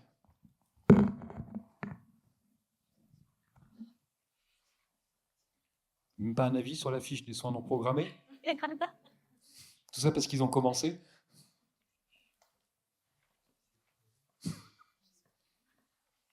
C'est bon pour vous? Bon, bah si c'est bon pour vous, on va poursuivre avec l'avancée des projets. On va applaudir déjà, s'il vous plaît, une nouvelle fois, et vous allez pouvoir regagner vos places. Merci à vous. Les 6 intervenants à cette table ronde, on va poursuivre avec la présentation de l'avancée des projets. Et donc, 3 vidéos de 5 minutes, une vidéo parcours de la personne âgée, une vidéo projet d'optimisation de la pharmacothérapie de la personne âgée et une vidéo dépistage et prévention de la BPCO.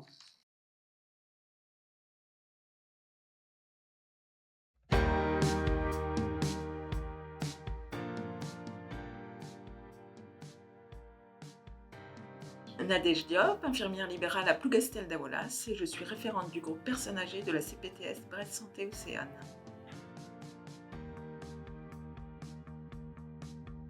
Le groupe de travail personnes âgées de la CPTS, représenté par un panel de professionnels intervenant au domicile du patient ou dans des structures de soins, donc travaille sur le parcours de soins et notamment sur le repérage de la fragilité. Le vieillissement de la population dans notre territoire est une réalité. 75% des personnes de plus de 75 ans vivent à domicile. L'objectif du groupe de travail est donc d'améliorer le parcours de soins de ces personnes et de faciliter la coordination entre les différents acteurs du domicile. Alors je vais commencer par les leviers. Les leviers, c'est le travail en coordination. La CPTS permet en effet la rencontre des différents intervenants, le travail en commun avec tous les acteurs du domicile, mais également les structures hospitalières, les EHPAD, les centres de soins. Nous avons été inclus dans le projet ICOP de l'hôpital avec le professeur Gintric. ICOP est un outil numérique pour le repérage de la fragilité chez les plus de 70 ans. Donc nous avons été inclus dans ce projet avec le professeur Gintric entre 2022 et 2023. Malheureusement, à l'évaluation de ce programme, il s'est avéré que la cible, les plus de 70 ans non fragiles, donc de la prévention primaire, ne correspondait pas à notre travail, puisque les patients pris en charge par les différents professionnels intervenant dans le groupe sont déjà des gens dans la fragilité. Mais ça nous a permis quand même de rentrer en contact avec l'hôpital. Les freins que nous rencontrons au sein du programme sont des difficultés plutôt à mobiliser certains professionnels qui sont accaparés par leur travail. Et nous manquons de médecins généralistes qui malheureusement ne peuvent pas toujours être présents aux réunions. La réalité du terrain fait que les choses ne vont pas aussi vite que l'on voudrait. Alors les plus-values du programme, c'est se rencontrer, se comprendre et partager entre différents professionnels.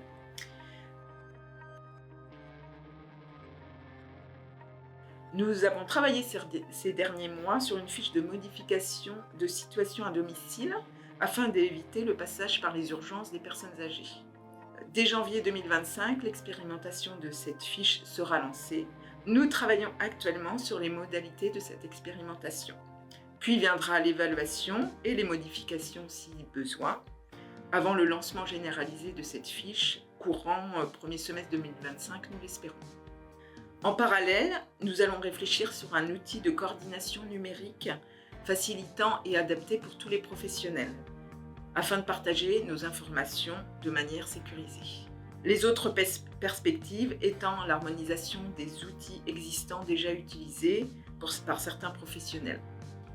Puis nous pourrons communiquer et travailler en direction des prescripteurs de ville et surtout de l'hôpital ou sur la rédaction des prescriptions. Les modalités de prescription requises par l'assurance maladie ont pour certaines professions évolué. Nous, par exemple, les infirmiers, nous utilisons des bilans de soins infirmiers. Les prescripteurs ne sont pas toujours informés et formés.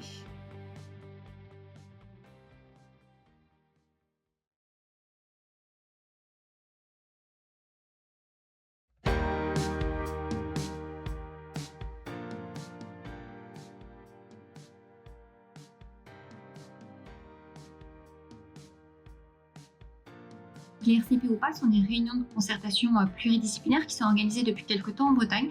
Donc des réunions qui sont organisées pour les patients et pour permettre à son équipe de soins primaires, donc son médecin traitant, son pharmacien, son infirmier, de se réunir et de se concerter sur les prescriptions médicamenteuses. Donc l'objectif, c'est d'améliorer la pertinence des prescriptions médicamenteuses. Donc les patients sont de plus en plus complexes en ville au niveau des prises en charge ambulatoires, du fait du vieillissement de la population, du développement des maladies chroniques. Donc il y a vraiment une nécessité à développer, à renforcer les coopérations au niveau des équipes de premier recours sur la prise en charge et le suivi des traitements. C'est un projet qui a été défini par une commission pluridisciplinaire de l'Omédic Bretagne, qui est une structure régionale d'appui aux professionnels de santé. Les RCP ont d'abord été organisés en EHPAD et puis grâce aux structures d'exercice coordonnés, on a pu les organiser pour les patients qui sont à domicile, donc au niveau des CPTS et des MSP. Donc pour la CPTS de Brest, Brest Santé Océane, il y a 2 équipes qui se sont formées, une équipe en ville et une équipe pour un EHPAD qui est adhérent à la CPTS et qui organise des RCP pour ses résidents.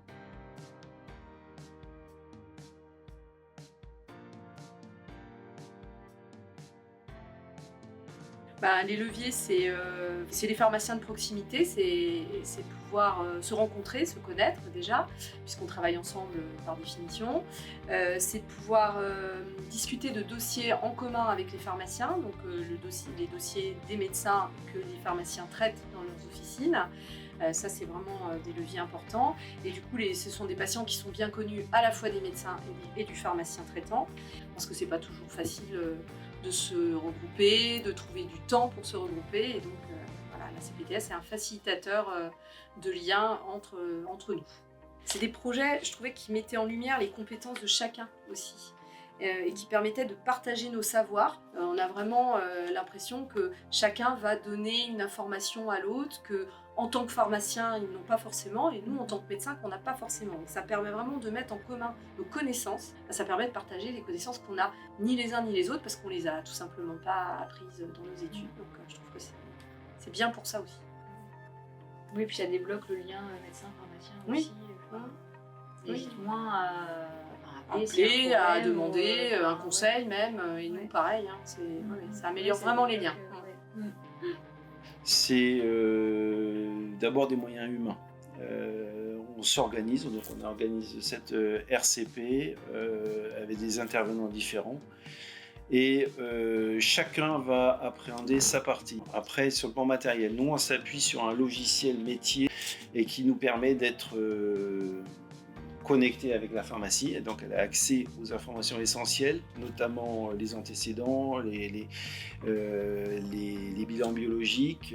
Les leviers, oui, donc c'est le travail en équipe, une bonne communication, on a accès du coup avec le logiciel prescription aux biologies, aux antécédents, aux médicaments préalablement prescrits, etc.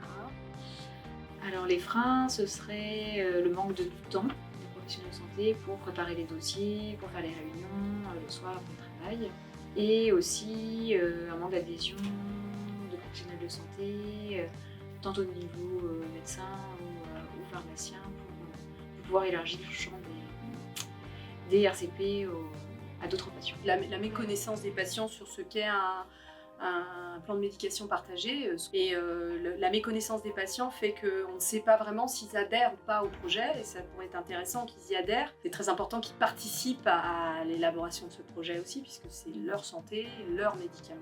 On a fait un peu le tour de patients qu'on avait en commun, ce serait peut-être d'autres pharmaciens ou d'autres médecins.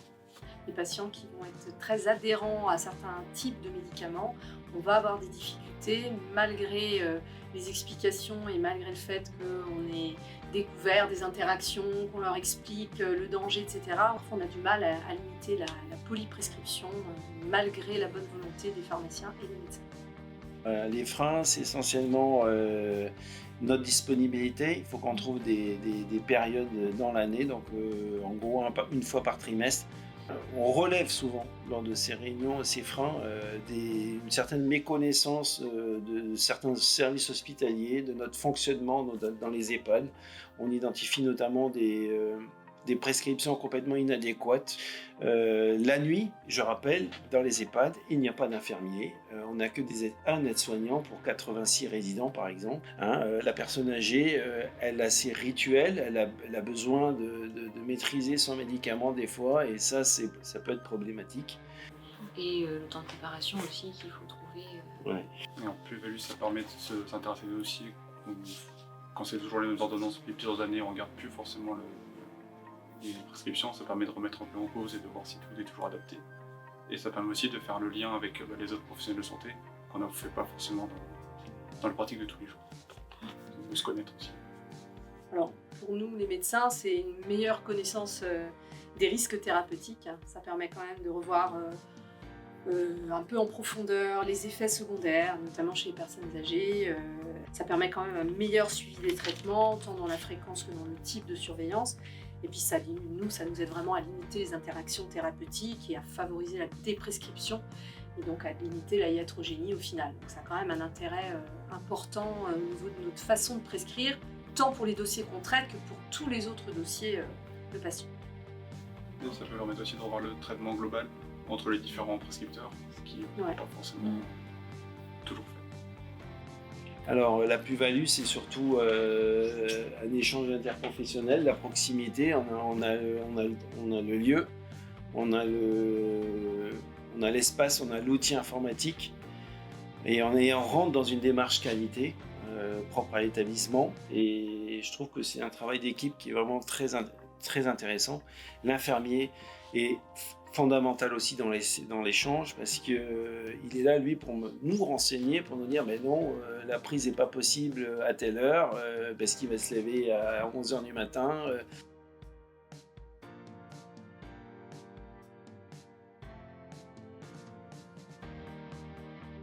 Pouvoir élargir les dossiers à des dossiers, alors les dossiers qu'on traite actuellement, c'est plutôt des dossiers de personnes polypathologiques qui ont plusieurs lignes de traitement et qui ont des pathologies chroniques. Donc jusque-là, c'était des personnes âgées de plus de 65 ans, et depuis peu, on a élargi le projet à des patients qui sont aussi plus jeunes, mais qui ont des pathologies chroniques référencées, comme l'insuffisance rénale chronique, l'insuffisance cardiaque, les pathologies neurovasculaires. Et puis peut-être de développer aussi ça avec des patients qui ont des pathologies rares, qui sont souvent à risque de polymédication. Le projet est aussi d'intégrer les infirmières, infirmières libérales, infirmières hospitalières, IPA, et puis d'élargir éventuellement pour tout ce qui n'est pas de l'ordre du médicament, donc à pouvoir discuter des alternatives thérapeutiques avec d'autres professionnels de santé comme des kinésithérapeutes, des ostéopathes, des ergos, voilà. Nous, on souhaiterait s'intégrer un peu plus peut-être dans le territoire de santé avec d'autres partenaires. Pourquoi pas nutritionniste, on a un ergothérapeute, psychologue, tout le monde a sa place dans ce genre d'échange.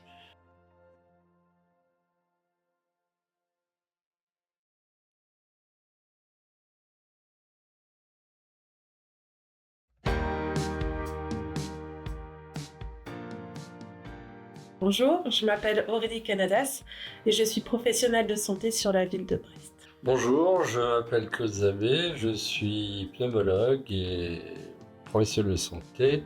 Très heureux de travailler avec la CPTS.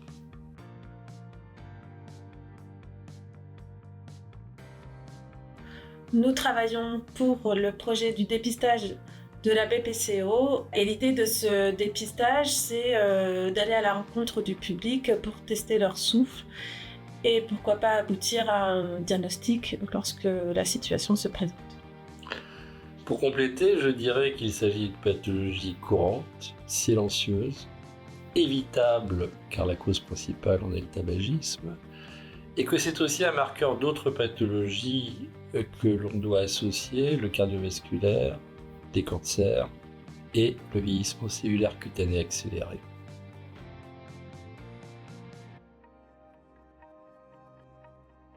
Alors nous allons commencer par les freins. Le premier frein qu'on a identifié, c'est vraiment la communication. On produit en fait des messages de communication sans trop savoir s'ils vont arriver ou pas au destinataire, c'est-à-dire à l'usager du tabac. Et les moyens de communication que nous avons aussi, la CPTS met en place des choses, mais c'est vrai que du coup il y a des incertitudes liées à cette communication. La deuxième, c'est lié à la notion même de dépistage.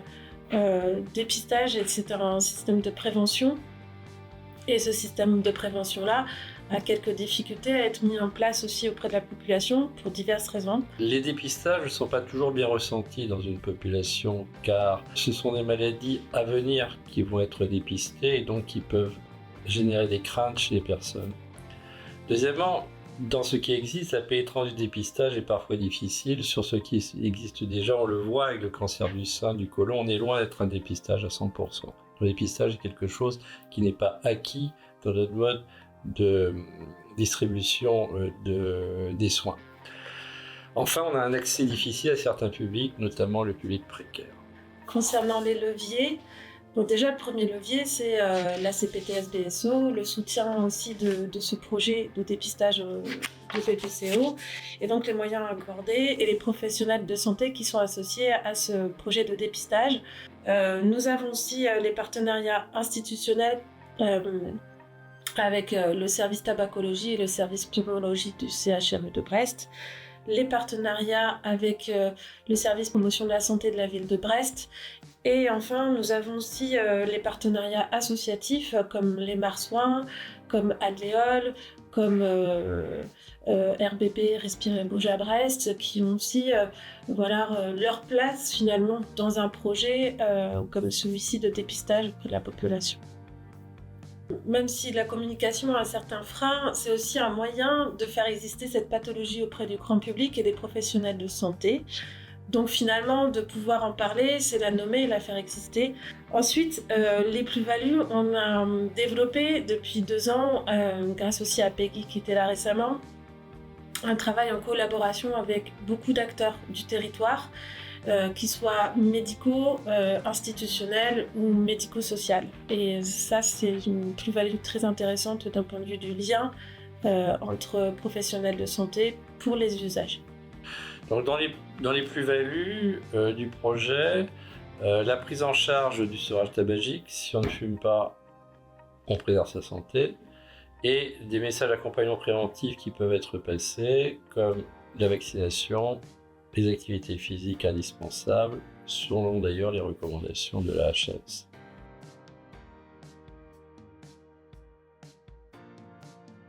Les perspectives, continuer l'existant, tel qu'on l'a fait, élargir nos populations cibles, étudiants en partenariat avec la fac de médecine, actifs en partenariat avec les médecins du travail, psychiatriques en partenariat avec les cliniques du territoire.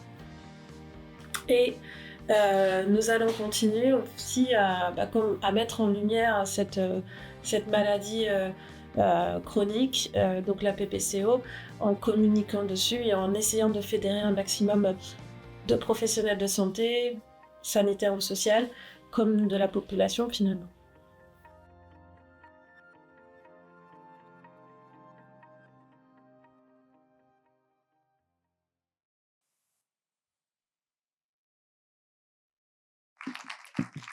Vous pouvez applaudir. Avant les ateliers au choix, Pauline Rébulard va nous faire un point sur les perspectives pour l'année 2025. Merci.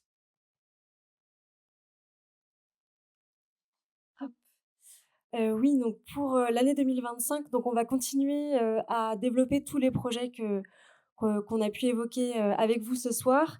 Et on a également des nouveaux projets qui vont être développés, notamment un nouveau parcours sur les plaies chroniques et un nouveau projet de prévention sur les maladies cardiovasculaires.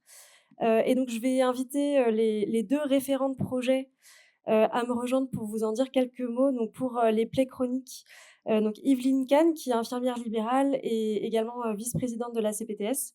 Et pour les maladies cardiovasculaires, donc Vincent Abiliou, qui est médecin généraliste et également vice-président de la CPTS.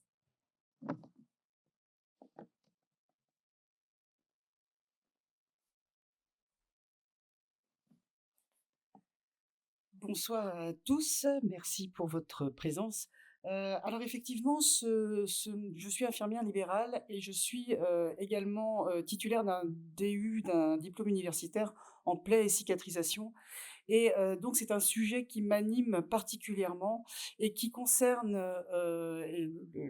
les professionnels libéraux qui sont concernés par la prise en charge des plaies chroniques sont à domicile, sont souvent en difficulté pour la prise en charge de ces plaies-là, ont un peu de mal à se repérer dans le parcours de ces patients-là et à l'orientation de ces patients-là. Nous avons sur le territoire brestois un centre référent plaies qui se situe au niveau du CHU et qui est relativement, en tout cas qui a une résonance relativement récente.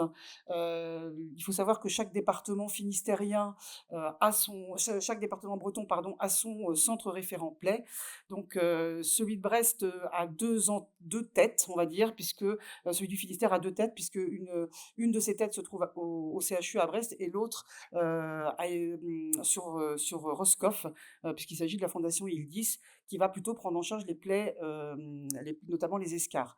En ce qui nous concerne, nous les infirmiers libéraux, on est un petit peu souvent en difficulté et je pense qu'il serait assez pertinent de pouvoir identifier sur le territoire brestois de la CPTS les professionnels de santé qui ont une expertise déjà en ville en matière de traitement de la plaie, afin de pouvoir éventuellement, par le biais de la CPTS, solliciter ces professionnels pour un premier coup de main, j'ai envie de dire, auprès des professionnels de la ville, que ce soit les infirmiers ou les médecins généralistes qui sont aussi parfois confrontés à des situations un petit peu compliquées, et éventuellement de faire un lien déjà entre le domicile du patient. L'idée, c'est vraiment de s'intéresser à des patients qui ont des difficultés, notamment de mobilisation, et éventuellement pouvoir, dans un second temps, les orienter vers le centre expert plaie.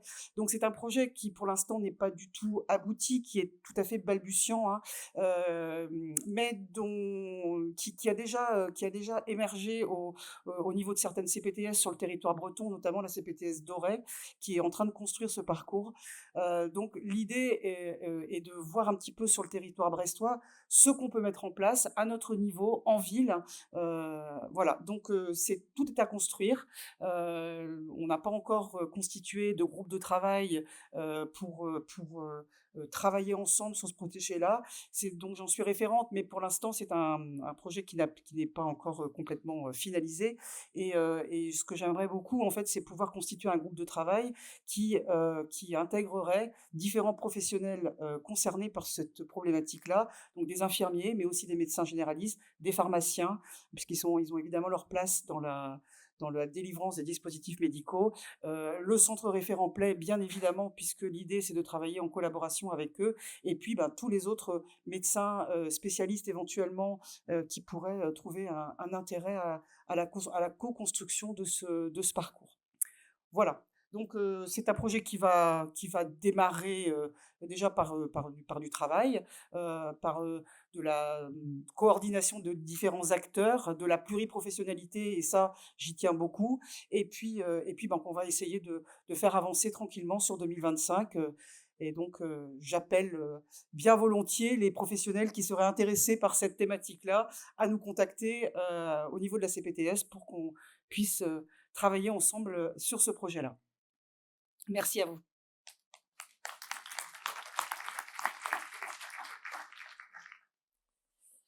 Oui, alors je vais vous parler du projet de prévention concernant les maladies cardiovasculaires.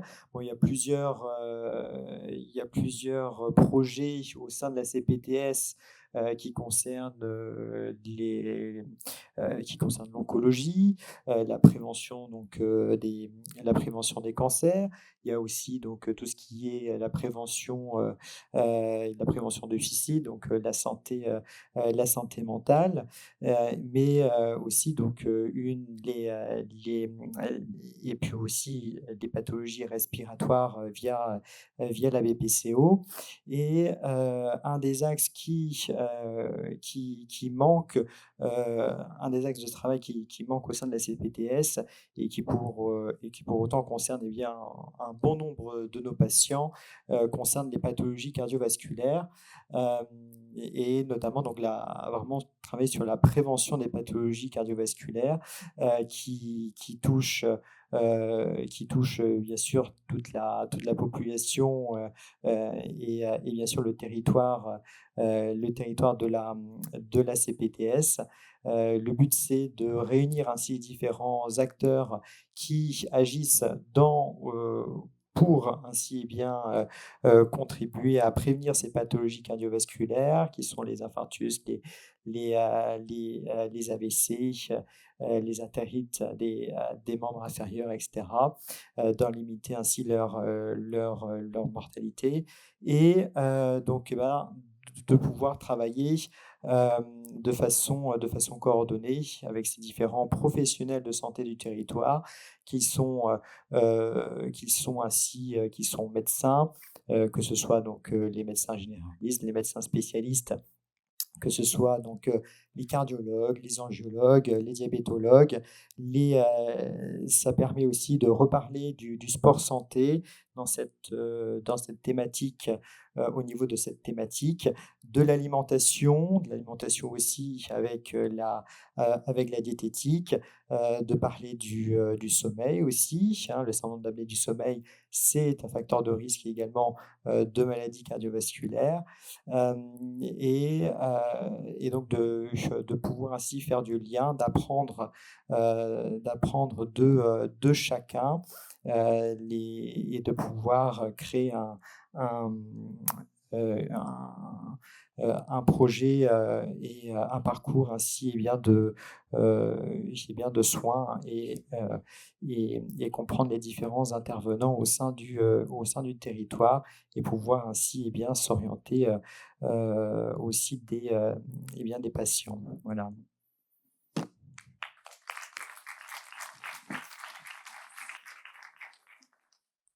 Alors, merci à vous deux. Je suis également en contact avec des orthophonistes. Donc, on n'a pas encore de projet précis, mais c'est possible qu'on ait également des projets autour de l'orthophonie qui se développent dans les prochains mois. Au niveau sinon des autres perspectives, donc on va organiser une nouvelle conférence sur le thème troubles de l'humeur en mars 2025 sur le thème de l'art-thérapie, qui sera également ouverte aux professionnels de santé et aux usagers, donc comme les deux conférences précédentes, troubles de l'humeur. Et donc comme je vous le disais en introduction, on souhaite participer à la campagne Mars Bleu donc pour l'édition 2025. Donc là, vous pouvez voir en avant-première les affiches qui ont été travaillées par Margot, notre chargée de communication. Et donc qu'on mettra à disposition dans les pharmacies adhérentes, celles qui le souhaitent en tout cas, avec un kit communication. Et nous allons également organiser pour la première année une journée dépistage et prévention, donc qu'on a appelée Votre santé en action, qui aura lieu le 29 avril 2025 également au Capucin. Et donc qui reprendra l'ensemble des thématiques sur lesquelles on travaille aujourd'hui à la CPTS, pour réaliser du dépistage BPCO, du dépistage autour de l'insuffisance rénale chronique, autour du diabète. On parlera également du sport santé, du sommeil, enfin vraiment l'ensemble des thématiques sur lesquelles on travaille aujourd'hui. Après, donc, vous pouvez retrouver de toute façon vraiment tout le détail de ces actions sur notre site internet qui est mis à jour régulièrement. Et on sera également disponible avec mes collègues Margot et Cassandre au moment du cocktail si vous souhaitez des informations complémentaires. On a préparé aussi des fiches, un peu fiches récap sur l'ensemble de nos actions. Vous retrouvez vraiment toutes les informations essentielles. Et j'en profite pour les remercier pour tout le travail que ça a représenté aussi pour elles, et notamment un grand merci à Margot qui a vraiment fait oui, vous pouvez nous rejoindre. qui a vraiment fait un très gros travail pour organiser cette journée. Et donc voilà, on se tiendra en tout cas à votre disposition tout à l'heure après les ateliers. Alors les ateliers, justement, 3 ateliers. Ici même, une table ronde sur l'actualité, l'IA en santé. Un atelier Fast Codev avec 30 minutes pour résoudre une problématique en collectif. Et pour terminer, un atelier sport santé. Et tout ce petit monde se retrouvera salle des machines, place des machines, pas salle des machines, place des machines, pardon, pour le cocktail. Voilà. Donc, comme vous voulez, ceux qui restent ici, c'est l'IA en santé. Et puis les autres, vous serez guidés par tous les gens qui sont là.